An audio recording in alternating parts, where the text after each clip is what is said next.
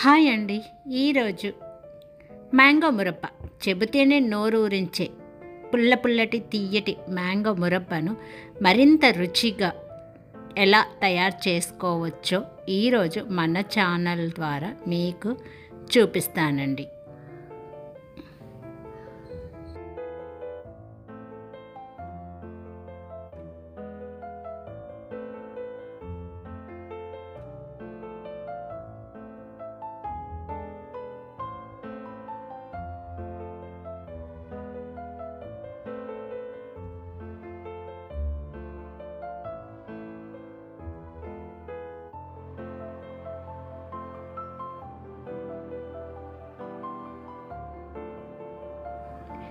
దీనికోసమండి మనము కడిగిన మ్యాంగోస్ను తీసుకొని అది తడి లేకుండా బాగా తుడుచుకోవాలి.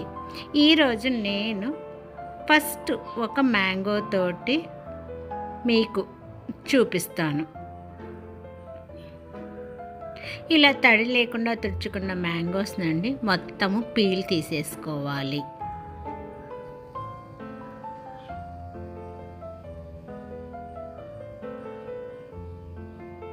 పీల్ తీసుకున్న తరువాత ఈ మ్యాంగో నుండి మనము కట్ చేసుకొని చిన్న చిన్న ముక్కలుగా తయారు చేసుకోవాలి. ఇలా తయారు చేసుకున్న ఈ మ్యాంగో ముక్కలను ఒక ప్యాన్లో వేసేసుకొని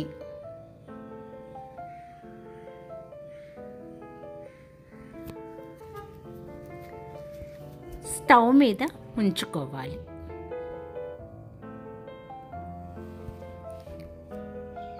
ఇప్పుడండి దీనికి ఒక 2 లవంగాలు,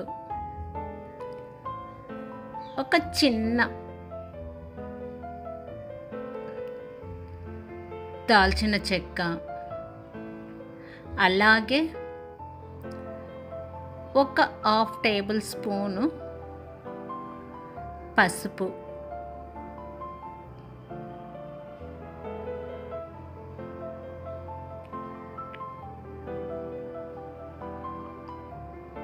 ఇవన్నీ వేసి కొద్దిగా కలిపేసి ఒక 1/2 గ్లాస్ వాటర్ వేసి ఫస్ట్ వీటినంతా కొద్దిగా స్టవ్ మీద ఉడకనివ్వాలి. ఇలా ఉడుకుతున్నప్పుడేనండి ఒక టేబుల్ స్పూను సోంపు, ఒక 1/2 టేబుల్ స్పూను సాల్టు, అలాగే 1/2 టేబుల్ స్పూను కారం పొడి, ఇవన్నీ వేసి ఒకసారి కలిపేసుకొని మొత్తము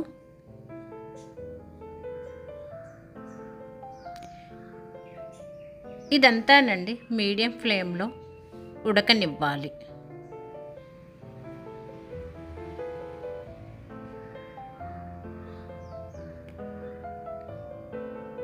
ఇలా ఉడికిన తర్వాతనండి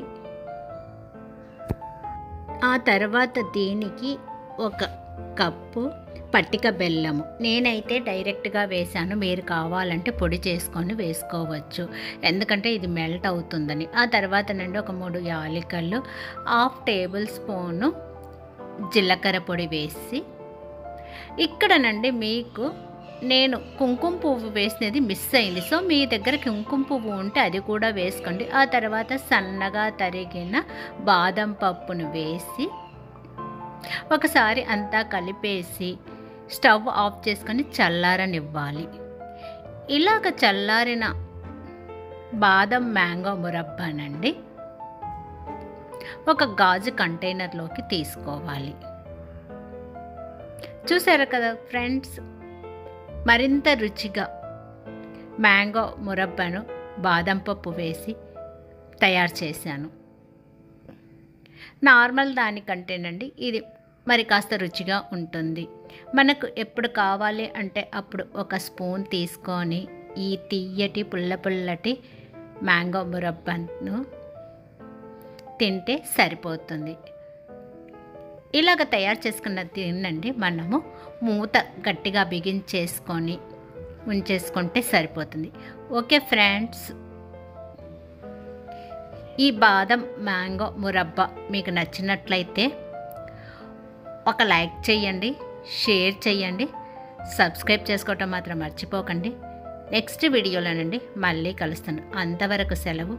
నేను మీ లక్ష్మీ భాస్కర్ను. బాయ్ అండి.